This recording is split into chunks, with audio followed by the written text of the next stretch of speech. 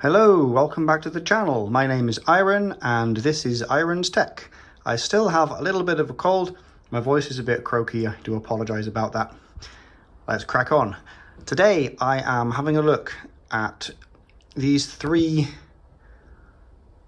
old computers. And the reason being is I have tried to get these to work. I have tried to get these back to switch on, and there's just many problems with these computers, and it's got to the point now where I want to take out the hard drives and try and access them and get the files from those computers. Just a bit of history about what these things are. This is a Fujitsu, it says DTS Ultra PC 2 Plus.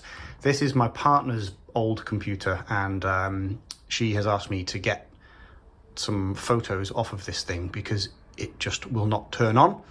After opening it up, I had a look inside. I mean, I think the power supply is gone. It just will not switch on for any reason whatsoever. Yeah, so that's the first one. Second computer is my old Acer laptop. This is an Acer Aspire 5552. I loved this laptop. It got me through university for 5 or so years after that as well. This thing has done very well. I really like the design of this. Kind of looks like carbon fiber. It's a beast of a computer, this thing. It did me very well. But again, it won't switch on. It powers up a little bit. It makes a kind of noise. The DVD drive makes like a chicka chicka sound.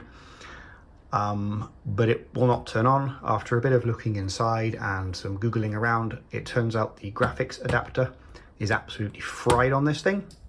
That's probably my fault for using it non-stop for a very long time, playing games on it. I played World of Tanks on this thing, probably far too much, and I think I've cooked the graphics adapter. So again, I cannot get this to turn on.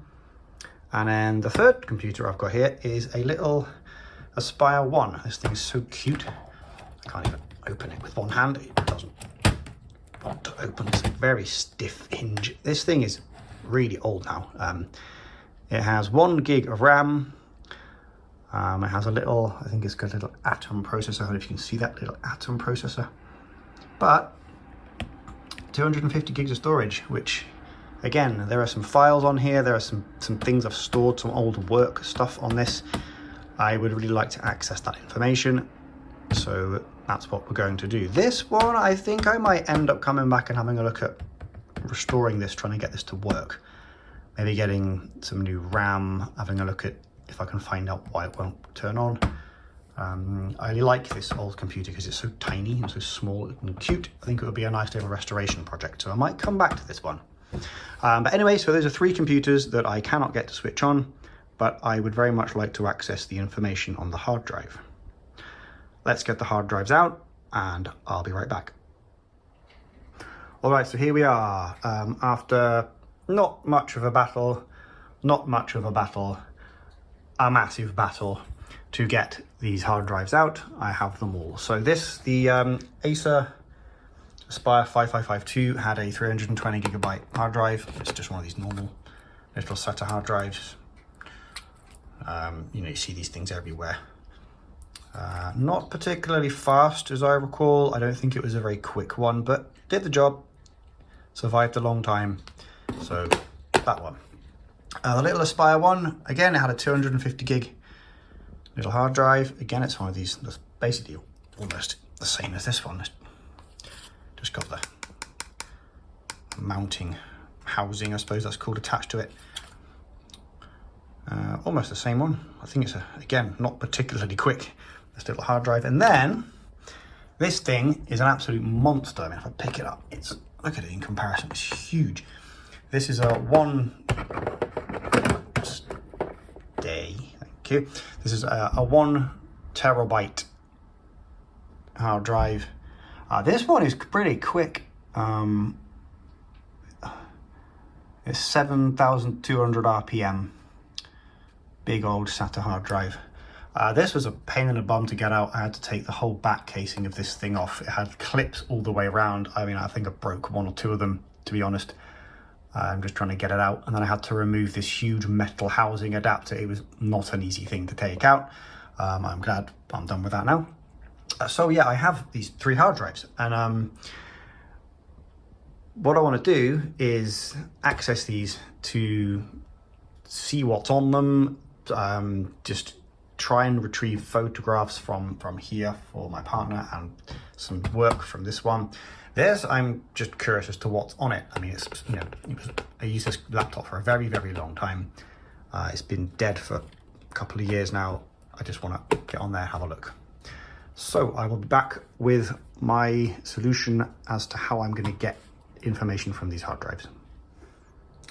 Okay, so my solution to accessing all these hard drives is this mess of wires you can see before you. It's a hard drive to USB adapter. It hilariously came in a Ziploc bag. I got this from a second-hand shop. You can grab these from Amazon. I'll put some up on the screen. And I mean, this one, it came with a CD. It's, you know, it's a pretty old thing, but I'm going to give it a go. I will be right back once I've plugged it all in. Okay, so here's my rather inelegant solution to the problem. As you can see, I've got a whole load of stuff going on here. I've got my trusty old Asus ebook. This is the X205TA. This was actually a rescue project. I'm gonna probably make another video about this computer because it's quite an interesting story, but I saved it from the bin, the trash basically. And then plugged into this, I have a USB cable which runs to this connector. Ooh, focus please, there we are. And this will plug into the hard disk. This first hard disk is the one from the Aspire 5552, the big 15-inch black laptop. And then we're going to check up on the ebook to see if it runs, to see if I can get anything off of this. As well as needing the USB connection, you also need to power these hard drives. So the kit I got comes also with this power adapter, which is plugged in over there. And it's a little switch, which is on, and that plugs into the hard disk. So if I bring that a bit closer on the hard disk, let me focus this one. You have this part connected in on the left-hand side, and then this bit connects in to just next to it. We don't need this part over here. Plugs in like so.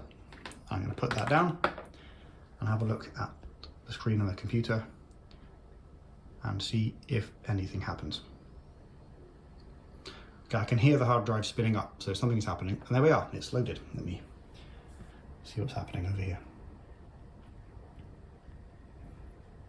Yeah, there we go, it's worked. So I've got, if I bring this a bit closer, there we are. It's worked out, I've got all my old files on there. So it says Acer at the top. I can access these folders. I can go into the games. I've got all kind. Let me just open up this World of Tanks folder to see if it actually lets me go in there. This folder is empty. Okay, let's try another one. War Thunder. Okay, got some missions in War Thunder, so I can get in here. It's working, this is good news. Program files. Okay, yeah, it's all there. Okay, great. Okay, so this one is working well. I can access this one. I imagine I can pull things off of this without too much problems. You know what, I'm going to leave that there because that seems to be working fine. I want to have a look at the second hard drive now. So I will be right back with that. All right, so I'm back with this big 1 terabyte monster plugged in here. Again, I've got the same connections. I've got my extra power hooked up here. I've got the connection here running to the USB. I need to switch it on, which is right here. Let's see what happens. Okay, you can hear that spinning up. See if we get anything on the computer.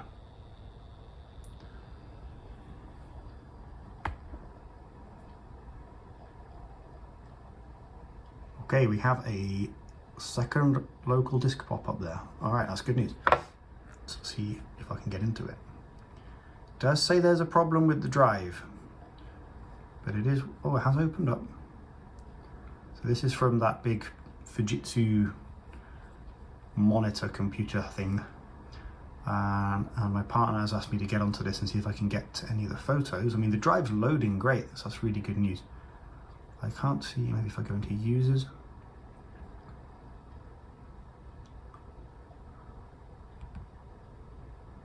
Okay, we have some stuff here, this is good.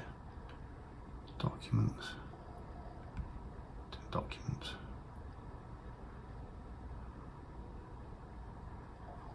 Okay, I mean, I'm accessing the files here. I don't think there's a problem there.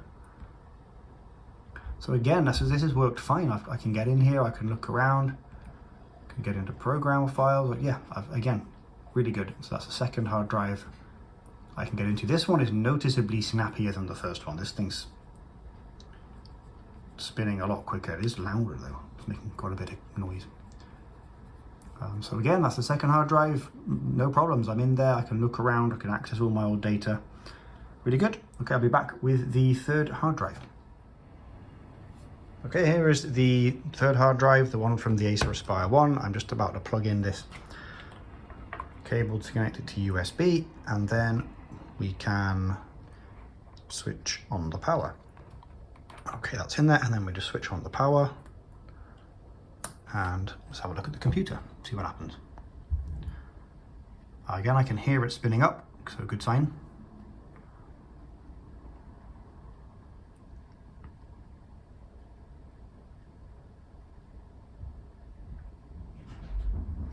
Okay, I'm still seeing nothing happening here. Oh, as I said that, it started to do something. So again, it's coming up on here. I've got something going on. Let's have a look. Yeah, there we go. I've got system reserve. I've got a local disk here too. Just give that a second. It's thinking. This is by far the oldest of these hard drives, and I would imagine it's by far the slowest as well. There we go. Oh, it's very full too. It opened up. Look, here we go. Good stuff. Look at that, it's red, it's really, really full. 15 gig free of 220, that's a lot of stuff. Can I get in here? Let's have a look. I can, I've got access to everything again. Really good. Okay, so that's 3 of 3. I've got 3 hard drives. I can access them all, pull off the files I need without any problems. Okay, really good.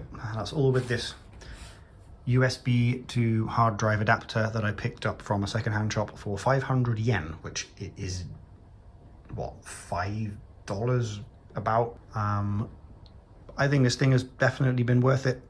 I can access all my old hard drives. I suppose this also gives me a way to store data. Like if I really wanted to back up a load of information, I could get one of these big 1 terabyte drives and use it as a storage solution. And I wouldn't need a mounting case or any other computer or anything. I can just plug it into this and I'm good to go. So yes, pretty good stuff. So I have been Iron, this is Iron's Tech, and again, thank you for watching.